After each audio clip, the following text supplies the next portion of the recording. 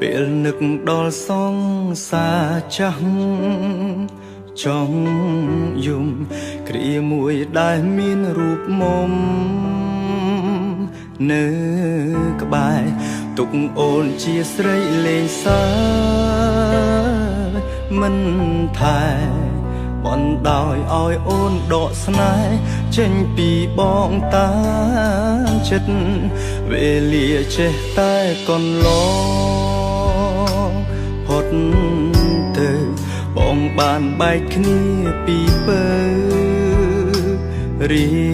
ងខ្លួនបងក៏ទៅមានអ្នកថ្មីមុនស្ងួន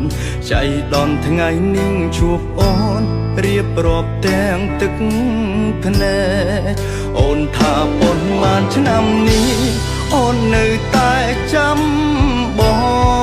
ងទួងបងខំប៉ុនដងក៏អូននៅស្នេហ៍រៀមរាអូនថាប៉ុន្មានឆ្នាំនេះអូនមិនមានអ្នកណានាងក្បែរអូនមានតែភាពអាកាកំដោជីវ៉ាចាំប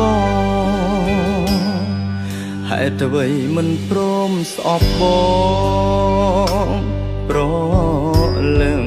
ហេតុអ្វីអូនស្រក់ទឹកភ្នែកយ៉ាងនឹងបើមិនបានជួបមាសមេពេលនឹងបងរឹតតែនៅមិនដឹងថាអូននៅតែស្មោះ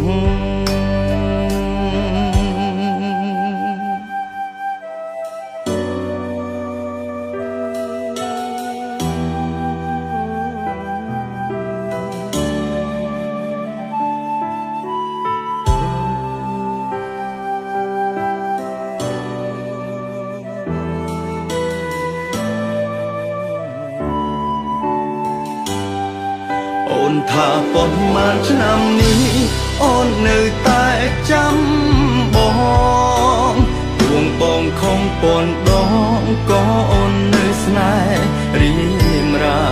អូនថាប៉ុន្មានឆ្នាំនេះអូនមិនមានអ្នកណានាងក្បែរអូនមានតែភាពអាកាកំដោជីវ៉ាចាំ